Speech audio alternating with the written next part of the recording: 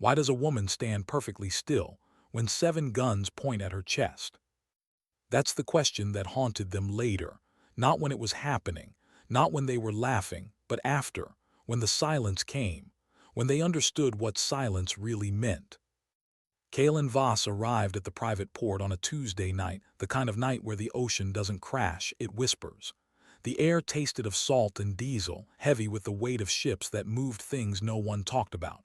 She wore a gray jacket, black pants, hair in a ponytail, nothing that would make you look twice. That was the point. She looked like someone who fixed printers, someone who reset passwords, someone who could be ignored. The port belonged to Brock Halden. On paper, it was a private security firm. In reality, it was where money and violence shook hands in the dark.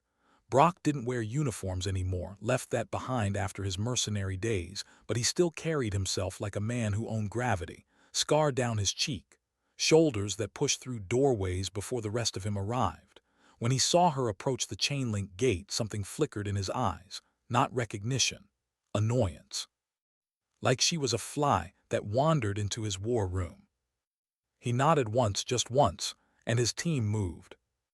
They came at her like a tide, slow and inevitable, rifles slung low but ready, casual menace. The kind that didn't need to shout to make you feel small.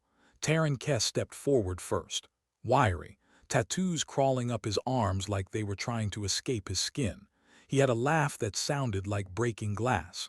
When he looked at her, he didn't see a person. He saw a punchline. "Look at this," he said, voice dripping with something sour.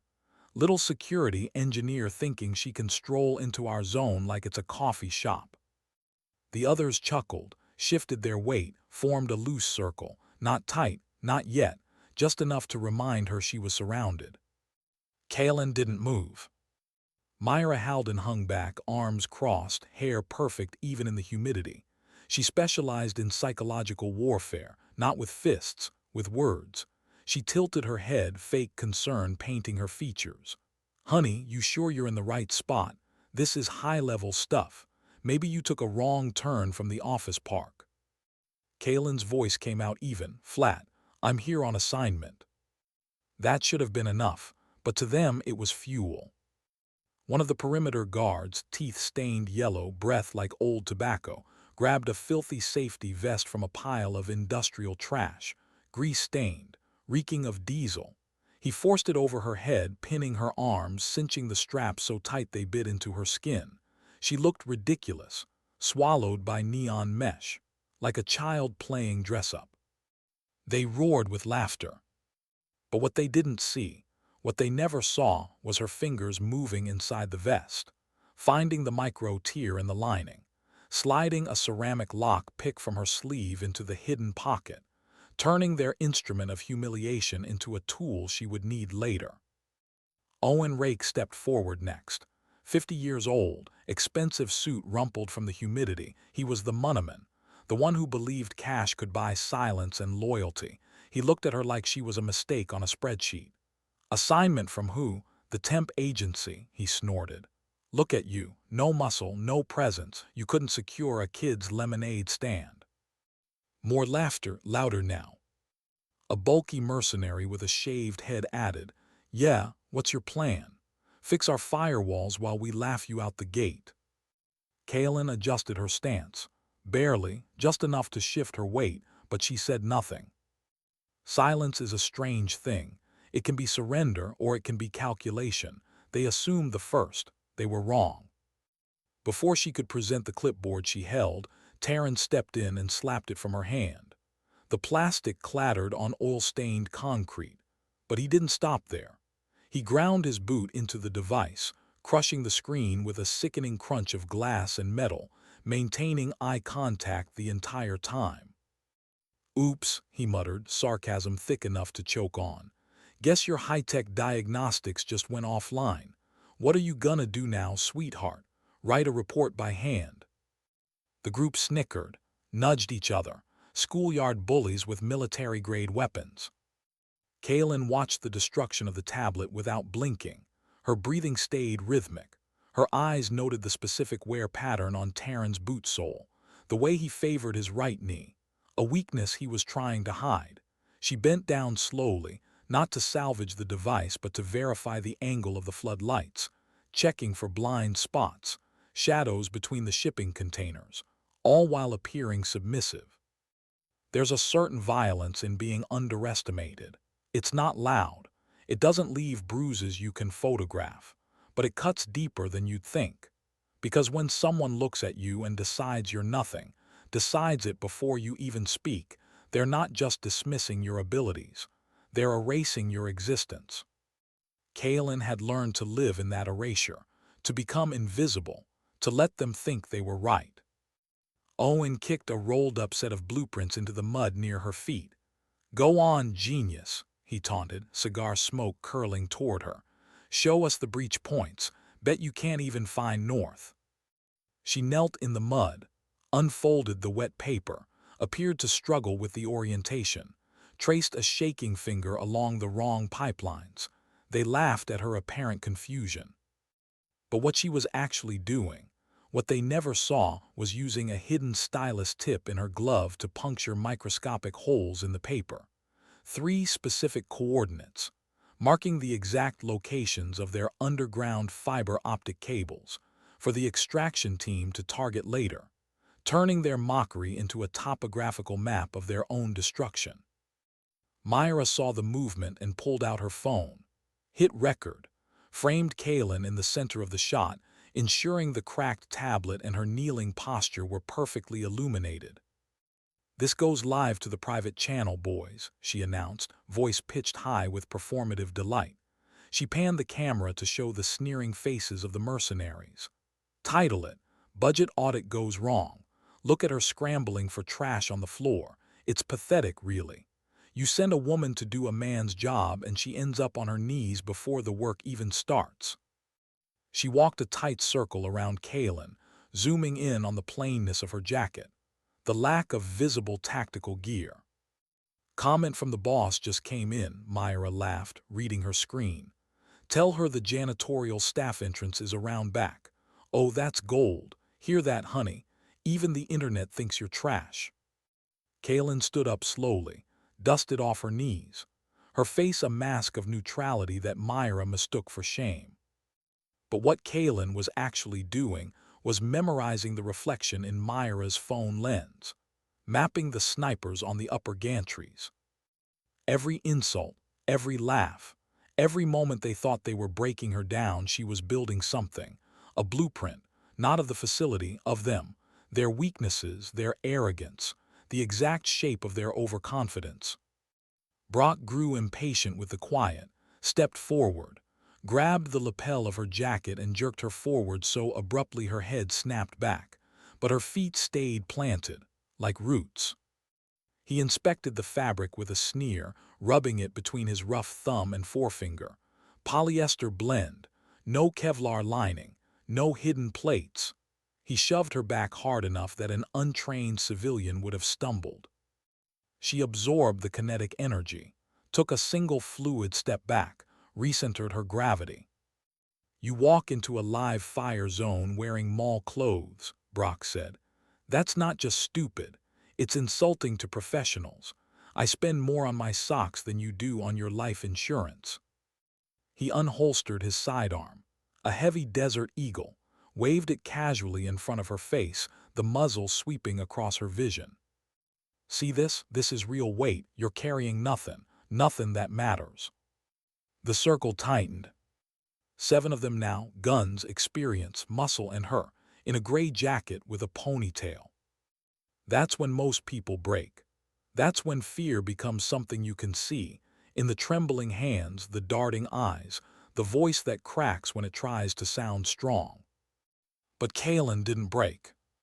She looked at Brock, at his gun, at the circle closing in, and she spoke, calm, routine, like she was ordering coffee. "I'm a SEAL combat master." The laughter started immediately. Taryn doubled over. Myra's phone shook from her giggling. Owen wiped tears from his eyes. "Sure you are, sweetheart," Taryn wheezed. "And I'm the Queen of England." "SEAL combat master," Brock repeated slowly, savoring each word like it was a joke he wanted to remember. "You hear that, boys? She's Special Forces. Elite warrior, probably swam here from Coronado. More laughter, louder, meaner. But something shifts in a room when everyone is laughing except one person. When that one person stands perfectly still while the world mocks them, it creates a dissonance. A question that sits in the back of your mind, quiet at first. Why isn't she running? Why isn't she begging? Why does she look like she's waiting for something? They didn't ask that question. Not yet. They were too busy enjoying themselves. What they didn't understand, what they couldn't understand, is that a true SEAL combat master doesn't act before the trap is complete. Her role begins the moment there's no escape left, when the enemy has committed, when they've shown you every card, when they think they've won. Kaylin closed her eyes. Not in fear, in confirmation. 7 seconds later, they learned the reason they never should have cornered her. But those 7 seconds, that's where the real story lives. Part 2. Have you ever been in a room where you knew something no one else did? Where you could see the end of the story, but everyone around you was still laughing at the beginning? That's where Kaylin was, in the space between what they thought was happening and what was actually happening. The circle tightened further. Taryn grabbed her arm, twisting it behind her back, not hard enough to break, just hard enough to hurt, to remind her she was small, to remind her she was alone. "Let's see your SEAL tattoo," he said, yanking up her sleeve. "Oh wait, there isn't one because you're full of." He stopped. His grip loosened, just for a second, because there on her inner forearm, barely visible in the dim light, was a small silver trident, the Budweiser, the only tattoo that matters if you've earned it, the only one you can't fake, not if you know what it means. Taryn laughed it off. Probably got that at a tattoo parlor in Tijuana. But his voice had changed, just slightly, a note of uncertainty creeping in. Brock noticed, he always noticed, that's what made him dangerous. He stepped closer, gun still in hand, and studied her face. Really studied it, looking for the lie, looking for the crack. "You know what I think," he said slowly. "I think you're a liar, a wannabe. Someone who read a few articles online and thought she could walk into our world. I've met plenty of SEALs, real ones, and you don't have the look." "What look is that?" Kaylin asked, her voice still even, still calm. "The look of someone who's killed." The port went quiet, just the sound of waves, the distant hum of generators. Kaylin met his eyes, didn't blink, didn't look away. "You're right," she said. "I don't have the look. Because the ones who wear it like a badge, those are the ones who want you to see it. The ones who need you to fear them, the real ones," she paused. "You never see them coming." That should have been the warning. That should have been the moment they stepped back, reassessed, asked themselves why someone so small, so quiet, so apparently defenseless would stand in a circle of guns and speak like she wasn't afraid. But arrogance is a peculiar blindness. It makes you believe your eyes over your instincts. It makes you dismiss what doesn't fit your narrative. Myra zoomed in with her phone. "Oh, this is gold. Delusional and desperate. Keep talking, honey. The internet is eating this up." Owen lit another cigar. "I've seen scared people bluff before. It's almost sad." But Taryn was starting to feel it. That prickling sensation at the base of your skull when something isn't right, when the prey isn't acting like prey. He yanked the silver trident pin from her collar, the one she'd kept hidden under her jacket lapel, held it up to the light. "This," he said, voice dripping with contempt, "this is a piece of metal, doesn't make you anything, doesn't mean anything." He tossed it, just flicked his wrist and sent it arcing through the air toward the water. Kaylin's eyes followed it. For the first time, something flickered in her expression. Not panic, something else. Something they mistook for defeat. "There," Taryn said, satisfaction thick in his voice. "Now you're just another lying." "I didn't lie," Kaylin interrupted. "I told you exactly who I am. You chose not to believe me." "Because you're not. Because you don't know what you're looking at." The words hung in the air, quiet, final. Brock had heard enough. He pressed the gun against her temple, cold metal on skin. Last chance, who sent you? Kaelin didn't flinch, didn't close her eyes. She looked at him with something that might have been pity. You did, she said. What? 3 weeks ago, you sent an encrypted request for a security audit, standard protocol for operations like yours. Someone has to sign off on your systems. Someone has to verify the firewalls, make sure nothing's vulnerable. She paused. I'm that someone. Bullshit. Check your email. September 17th. Request confirmation from K. Voss, cybersecurity specialist. You approved it yourself. Brock's eyes narrowed. He didn't lower the gun, but he pulled out his phone with his free hand, scrolled, stopped. His face went pale. There it was, the email, the approval, his own signature. He started, then stopped, because he was beginning to understand, beginning to see the shape of something he didn't want to see. I'm not here to audit your security, Kaelin said quietly. I'm here to show you what happens when you build an empire on assumptions, when you hire people because they're big instead of smart, when you think strength is the only thing that matters. You're bluffing, Myra said, but her voice had lost its edge. You're just trying to. I'm not trying anything. I already did it. Did what? Kaelin smiled, not a big smile, just a slight curve at the corner of her mouth, the kind of smile that says, you're going to wish you'd listened. For the last 3 weeks, every email you sent went through my server first. Every text, every call, every plan you made to smuggle arms through this port, I have it, time-stamped, recorded, verified.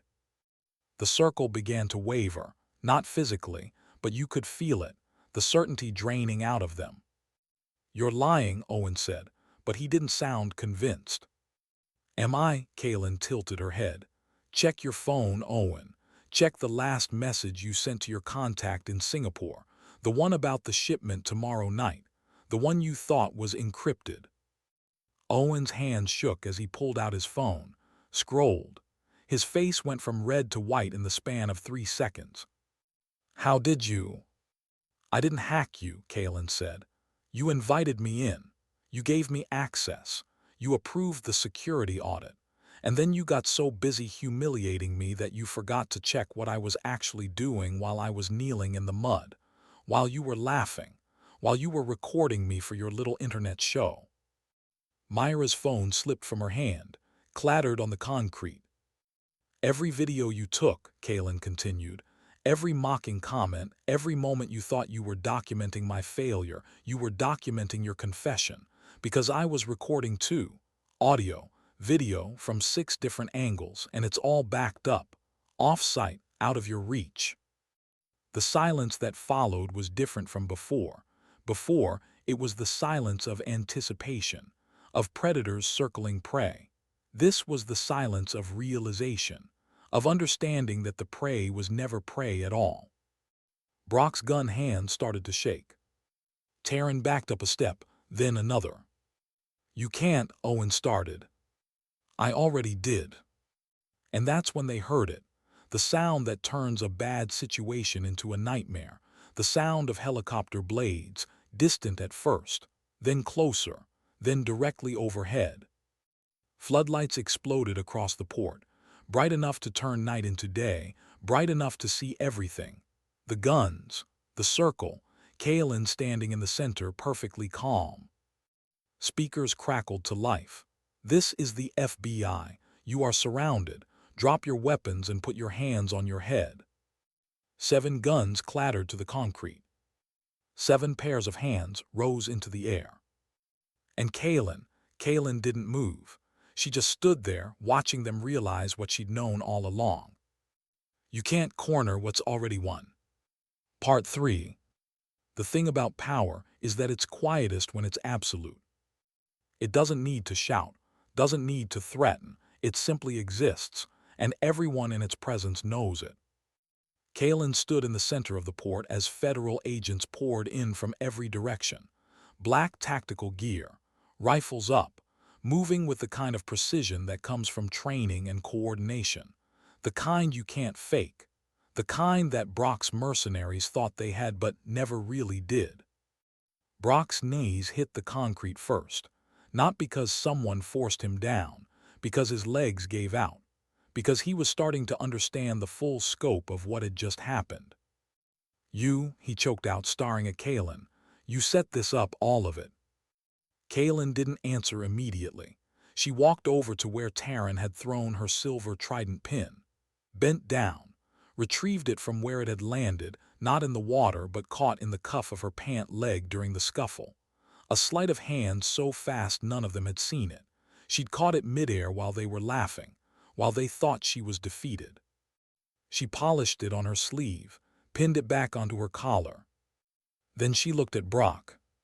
"I didn't set anything up," she said. "You did. You built this empire. You hired these people. You made the deals. You sent the emails. I just documented it, made sure nothing got lost, made sure when it all came down there'd be no question about who was responsible." An agent approached her, holding out a tactical vest. "Ma'am, you should." "I'm fine," Kaelin said, not rudely, just matter of fact. The agent hesitated, then nodded, moved on to cuff Owen, who was trying to blend into the shadows like money could make him invisible. Myra was on her knees, makeup running, phone smashed on the ground. She looked up at Kaelin with something that might have been hatred or might have been desperation. "You can't do this," she said. "I have followers, I have influence, people will." "People will what?" Kaelin asked. "Defend you. The woman who recorded herself mocking a federal agent during an active investigation. The woman who live-streamed evidence of her husband's illegal arms dealing. Myra, you didn't just film my humiliation.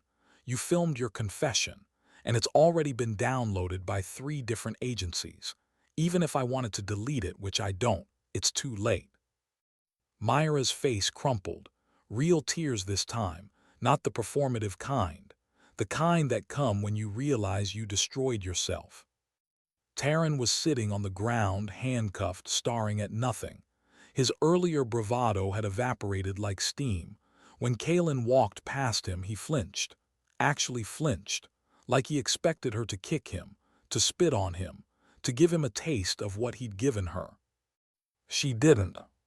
She just looked at him, not with anger, not with triumph, with something worse. Indifference, like he was already forgotten, like he'd never mattered enough to hate. "You twisted my arm," she said quietly, "made me kneel in the mud, destroyed my equipment, mocked everything about me." She paused. "And the whole time I was counting, your breathing patterns, your blind spots, the exact angle I'd need to dislocate your shoulder if you tried to use that arm against me. You spent energy trying to scare me. I spent energy making sure you'd never scare anyone again." Taryn's face went pale, because he understood now. Every moment he thought he was in control, he was being measured, cataloged, turned into data. An agent handed Kaelin a tablet, a new one, unbroken. She swiped through screens of evidence. Emails, text messages, bank transfers, videos, all of it organized, time-stamped, ready for court. "How long?" Brock asked from the ground. "How long have you been inside our system?" "Since the day you approved the security audit," Kaelin said. 3 weeks. You wanted someone to check for vulnerabilities. I found them, all of them, and then I used them. But the way you acted, the way you let us." "Let you?" Kaelin's voice was still calm, but there was steel underneath now. "Brock, you didn't need permission to be who you are. You chose to humiliate someone you thought was weak. You chose to mock, to threaten, to break someone's equipment and laugh about it. I didn't make you do any of that. I just gave you the opportunity to show everyone exactly who you've always been." Owen was being led toward a transport van, still trying to negotiate. "I can make a deal. I have information. I have contacts." "You have nothing," an agent said. "We have your contacts. We have your bank accounts. We have 3 years of communication about illegal arms sales to foreign entities. The only thing you have is a lawyer who's going to tell you to plead guilty." "This is entrapment," Owen shouted. "She tricked us." Kaelin turned to look at him. "I told you who I was. 7 times you chose not to believe me. That's not entrapment, that's arrogance. The lead agent, a woman in her 40s with gray streaking through her dark hair, approached Kalen. That was risky, she said. Going in alone. We had teams ready to extract you if it went bad. It wasn't going to go bad, Kalen said. You can't know that. Yes, I can because I know the type. All muscle, no strategy. They were never going to kill me before they were done mocking me. Their egos wouldn't allow it. They needed me to feel small, to feel defeated. And the longer they focused on that, the less they focused on what I was actually doing. The agent nodded slowly. Still, 7 armed men, you could have died. Kalen looked at her. I've been in situations where people wanted me dead. This wasn't that. This was people who wanted me humiliated. And humiliation takes time, time I could use. She glanced back at the group being loaded into vans. Brock still staring at her like she was a ghost. Myra sobbing into her hands. Taryn silent and broken. Owen still shouting about lawyers. They thought they were hunters, Kalen said quietly. But hunters don't laugh at their prey, they respect it. What they were doing wasn't hunting, it was cruelty. And cruelty always takes too long, always gives you an opening. The agent studied her for a moment. You know they're going to try to spin this, make it about you, about how you entrapped them, about how a woman manipulated strong men. Let them, Kalen said. The evidence speaks for itself. And unlike them, I don't need to convince anyone I'm strong. I just need to be right. As the last van pulled away, Kalen stood alone in the port. The floodlights were being turned off one by one. The helicopters had moved on. The tactical teams were packing up. Soon, it would be just her and the sound of the ocean again. She pulled out her phone, opened a secure app, sent a single message, operation complete, all targets in custody, evidence secured. The response came immediately. Well done. Debrief tomorrow at 800. She pocketed the phone, looked out at the water. The same water Taryn thought he'd thrown her trident pin into. The same water that had been witness to everything. Somewhere in the distance, a ship's horn sounded. Deep and mournful. A reminder that the world kept moving. That while her story had reached its conclusion tonight, 1,000 other stories were just beginning. Kalen adjusted her jacket, fixed her ponytail, became once again just a woman in gray walking through the night. Nothing special, nothing to look at twice. That was the point. It had always been the point. Because the most dangerous people aren't the ones who look dangerous. They're the ones you never see coming. The ones you underestimate. The ones you laugh at. Right up until the moment you realize your mistake. And by then, it's already too late. Part 4. The trial lasted 6 weeks. The evidence was overwhelming. The verdict was inevitable. Brock Halden, 15 years, illegal arms dealing, racketeering, conspiracy. Myra Halden, 8 years, accessory to multiple felonies, money laundering. Taryn Kess, 10 years, assault, illegal weapons possession, obstruction of justice. Owen Rake, 20 years, treason, providing material support to hostile foreign entities. The others, the ones who'd stood in that circle, who'd laughed and mocked and pointed guns, they got lesser sentences. But sentences nonetheless. Enough to make them understand that participation has consequences. Kalen didn't attend the trial, didn't need to. Her testimony had been given via secure video link. Clinical, precise, devastating. She laid out exactly what had happened. No embellishment, no emotion, just facts, timestamps, evidence. The defense tried to paint her as a manipulator, a liar, someone who'd entrapped good men doing their jobs. The prosecution played the videos, all of them, Myra's phone recordings, the security footage, the audio she'd captured with hidden microphones. 7 minutes of laughter at a woman kneeling in mud. 4 minutes of threats with loaded weapons. 12 minutes of recorded criminal conspiracy. The jury deliberated for 43 minutes. But the real story, the one that mattered, didn't happen in a courtroom. It happened 3 months after the verdict, when Kaylin stood in front of an old warehouse on the docks. The same docks where she'd been humiliated, where she'd been mocked, where she'd been told she was nothing. The building smelled like salt and sweat and history, rust-streaked walls, concrete floors with cracks running through them like veins, no corporate logos, no sleek glass facades, just space, real space, the kind where you could build something that mattered. She'd bought it with her own money, turned down offers from agencies who wanted to hire her, turned down book deals and movie rights and speaking tour, because that wasn't the point. The point wasn't fame. The point was what came next. The sign above the door was simple: Academy for the Overlooked. No marketing, no advertising, just word of mouth, from the people who needed it most. They came slowly at first. A young woman fired from a tech company for being too quiet. A man rejected from the police academy for being too small. A teenager told they'd never make it in security because they asked too many questions. The ones the system dismissed, the ones everyone looked past. Kaylin met them at the door. Every single one, not with a speech, not with promises of glory, with a handshake and a simple question: why are you here? Most of them didn't have good answers at first. They stammered. They apologized for taking up her time. They were ready to be dismissed again. She never dismissed them. She listened, really listened, the way no one had listened to them before. Then she'd give them something to do, not a test, not a challenge, just a task. Fix that door hinge. Reset that breaker. Tell me what you notice about the wiring in that corner. And she'd watch, not their success, their approach, because that's what mattered: how you thought about problems, how you moved through space, how you handled failure. One Tuesday, it was always Tuesday for some reason, a girl showed up clutching a broken tablet, 17 years old, fired from an internship for being too timid. Her hands shook when she knocked on the door.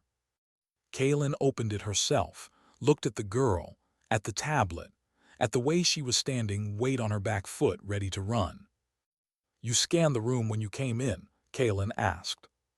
The girl blinked. "What?" "The room, did you scan it? Notice the exits, the stress points in the floor, the wiring in the ceiling?" The girl's eyes widened. Yes, I always do that. My mom says it's weird." Kaylin smiled, a rare, genuine expression. "It's not weird, it's awareness. Come in." She handed the girl a screwdriver. "Fix the door hinge, then we start training." The girl looked at the tool, then at Kaylin, then back at the tool. Her shoulders straightened, just a little, but enough. It was the first time someone had seen her not as broken, but as capable. That became the foundation, not teaching people to be something they weren't, but helping them become the fullest version of what they already were. Kaylin didn't promise them they'd never be scared again. She promised them they'd know what to do with the fear, how to use it, how to let others underestimate them, how to turn mockery into strategy. Months passed. The academy grew, not quickly, not flashily, but steadily, like a root system spreading underground. One afternoon, Kaylin was observing a sparring match. Two students, one large and confident, one small and trembling. The small one was freezing up, panic setting in, the same panic she'd seen in the eyes of her enemies right before they fell. She stopped the match, walked onto the mat, whispered in the small student's ear. "They're banking on your fear. Give them the fear. Let them think it's real. And when they step closer to comfort themselves with your weakness, that's when you take their balance." The student nodded, wiped their eyes. When the drill resumed, they dropped their opponent in 3 seconds flat. Not through strength, through patience, through waiting for the exact right moment. Kaylin stepped back, watched, didn't say anything more. She didn't need to. The academy became something unexpected, not just a training facility, a community. The overlooked finding each other, teaching each other, building something that couldn't be bought or sold or corrupted. No one who walked through those doors was ever dismissed again, Not there, not in that space. And word spread, quietly, carefully, from the rejected to the ignored to the underestimated. If they ever broke you for being too small, too quiet, too different, there's a place. An old warehouse on the docks, a woman who understands.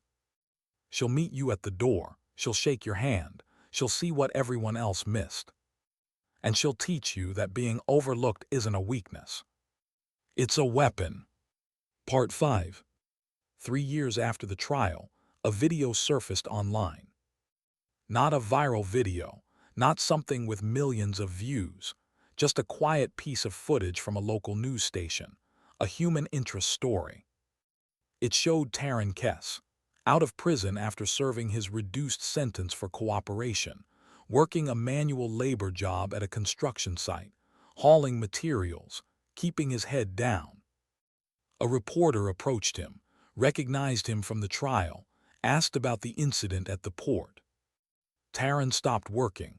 His face went pale, not with anger, with something else, something that looked like understanding that came too late. "We thought she was trapped," he said to the camera, his voice shaking. "We thought we were the wolves. We didn't know we were in the cage with the zookeeper." He looked down at his hands, calloused now from honest work, different from before. "She didn't just beat us, she erased us, everything we built, everything we thought we were. She showed us it was all just ego, just noise, and when the noise stopped," he trailed off. "When the noise stopped, there was nothing left." The reporter asked if he hated her. Taran shook his head slowly. "No, I hate what I was, what we all were. She just held up a mirror, made us look at it, made everyone look at it. You can't hate someone for telling the truth, even when the truth destroys you." The video cut to black. Kaylin never watched it. Someone sent her the link, but she deleted it without clicking. She was too busy teaching a class on situational awareness, on reading body language, on understanding that the loudest person in the room is rarely the most dangerous. Her students sat in a circle, 15 of them from different backgrounds, different ages, different reasons for being there, but all with the same look in their eyes, the look of people who'd been told they weren't enough, who'd been laughed at, dismissed, broken down, and were now learning how to build themselves back up, not as louder, not as bigger, but as sharper, as more aware, as impossible to ignore. One of the students raised a hand. A young man, barely 20, who'd been rejected from every military branch for lack of physical presence. "How do you do it?" he asked. "How do you stand there while people mock you and not break?"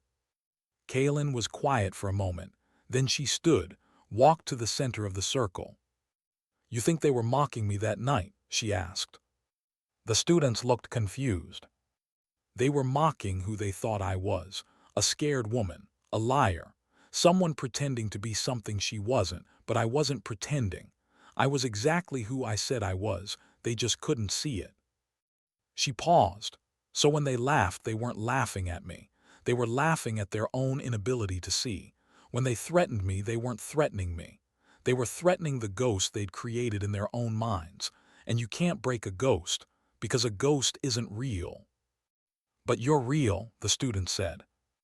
"Yes, but I knew something they didn't. I knew who I was.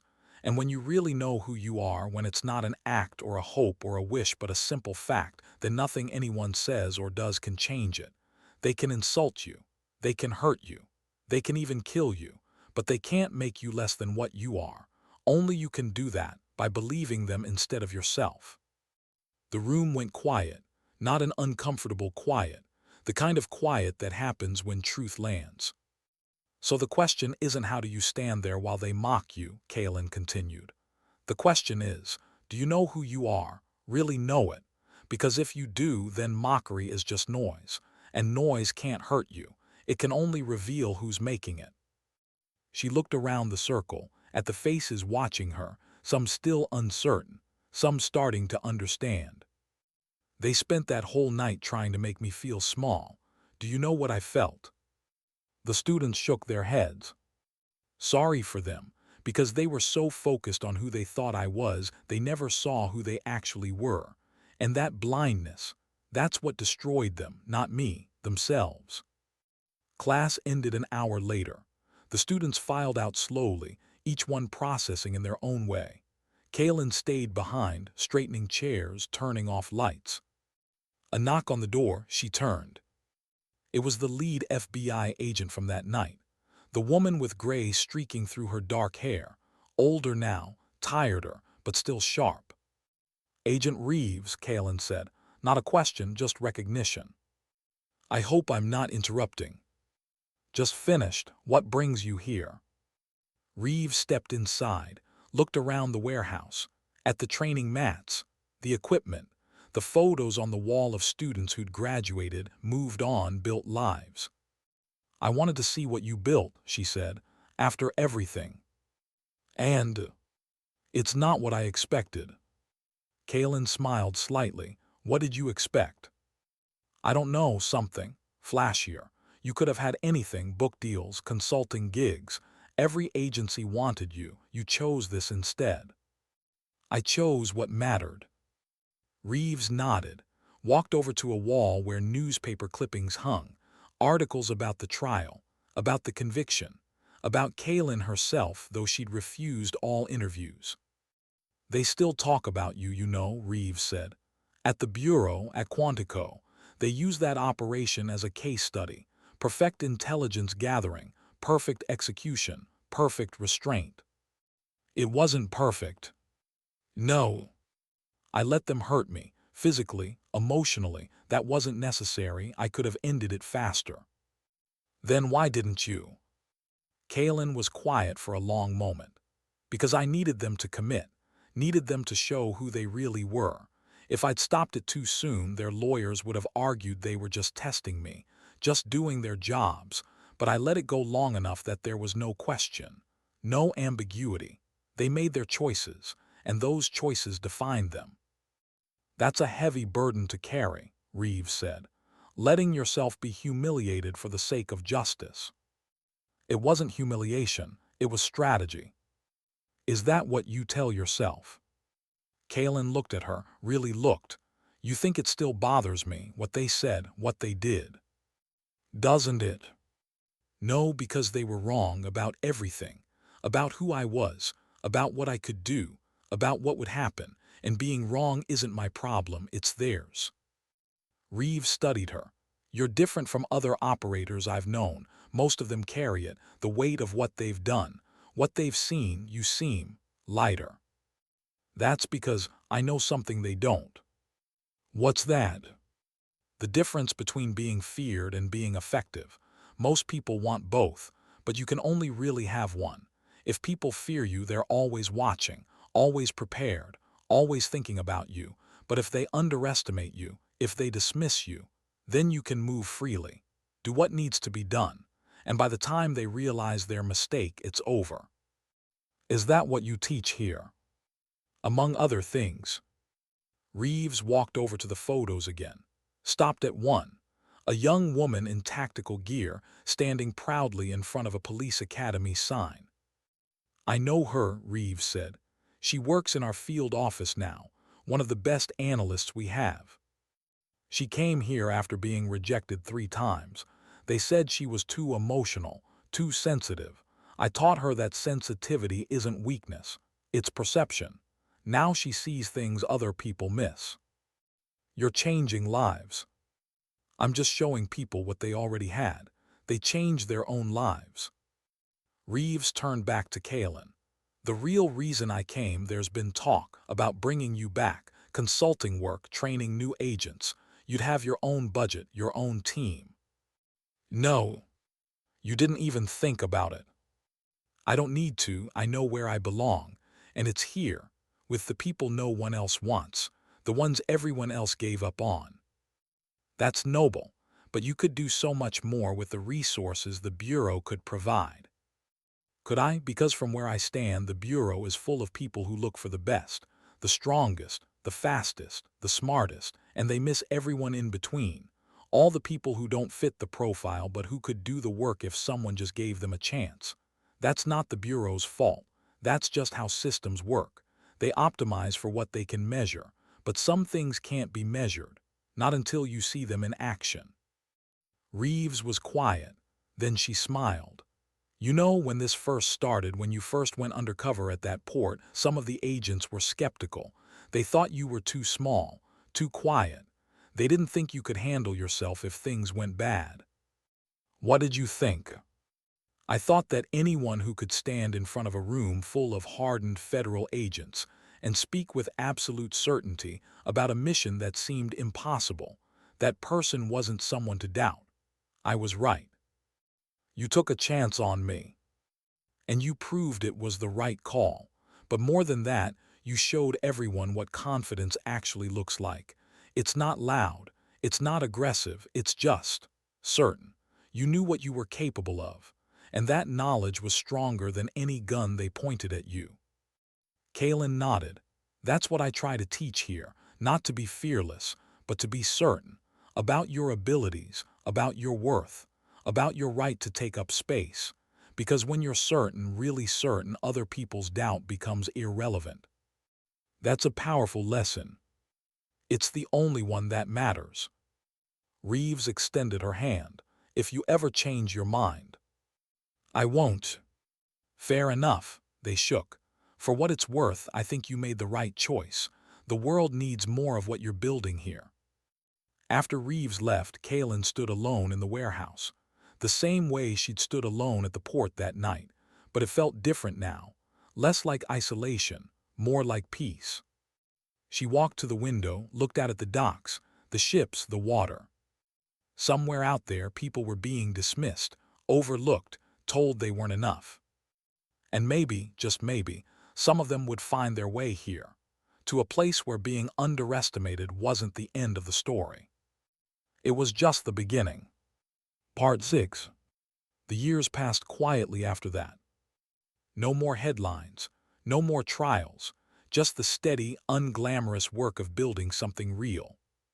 The academy grew, not in size. Kalen never wanted it to be big, but in reputation, whispered about in the right circles, known to the people who needed to know, a place where the broken could be remade, where the dismissed could find purpose. Kalen kept her same routine. Early mornings, training sessions, one-on-one mentoring. She never hired staff, never franchised. This wasn't a business, it was a mission, and missions didn't scale, they deepened.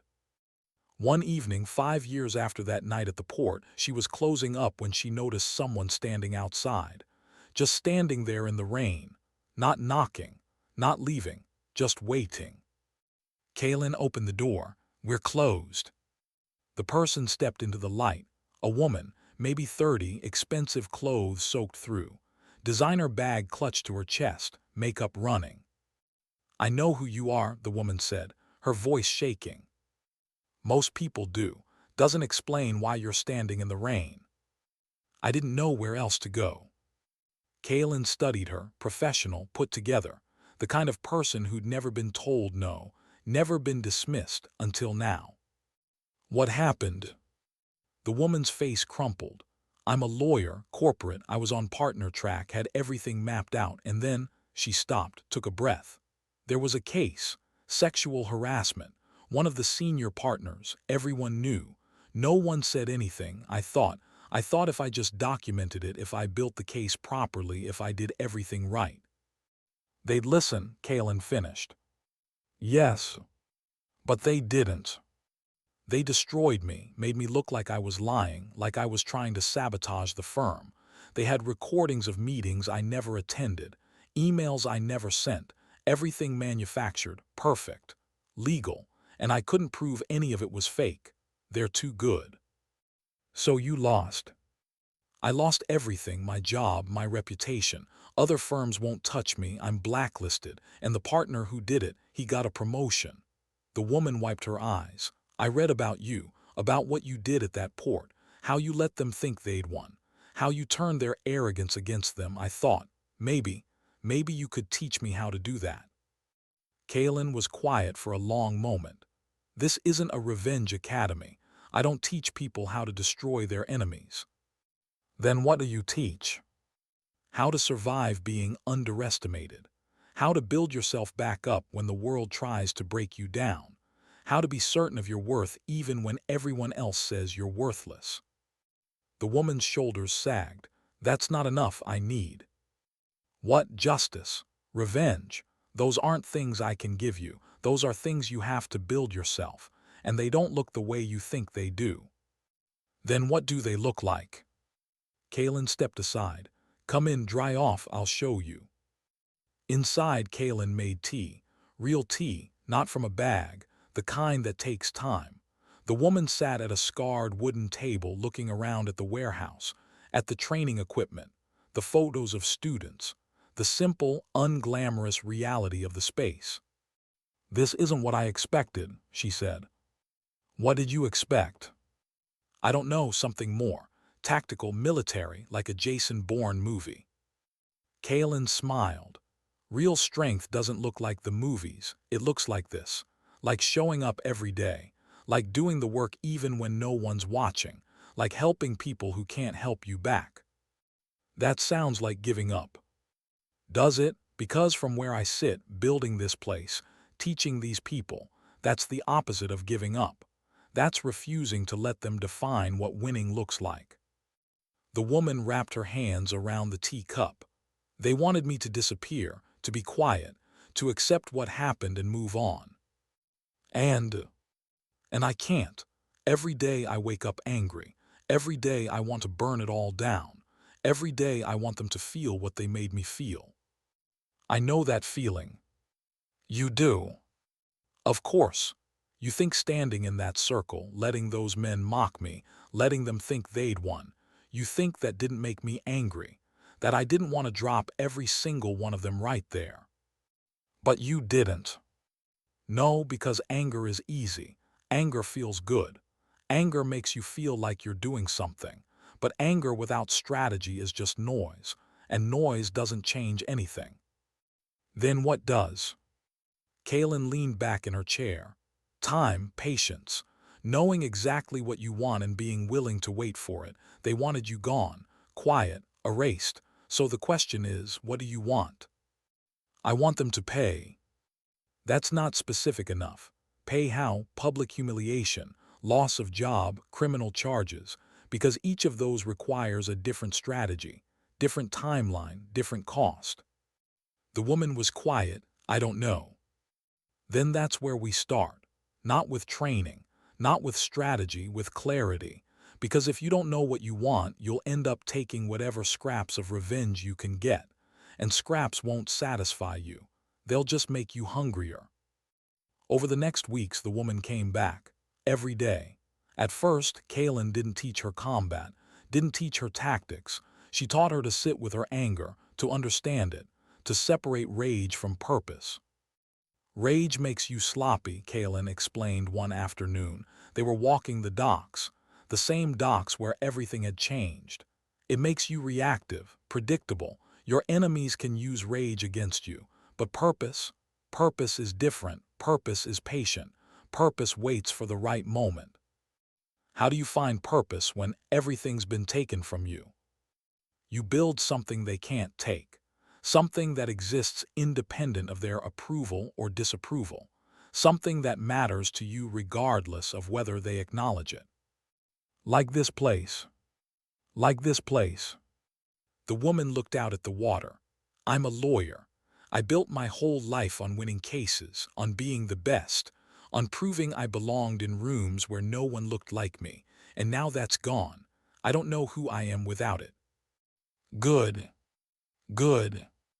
Yes, because the person you were, the one who needed validation from a system that was designed to break you, that person had to go. Now you get to decide who you become next, without their rules, without their approval, without their limits. That's terrifying. Yes, but it's also free.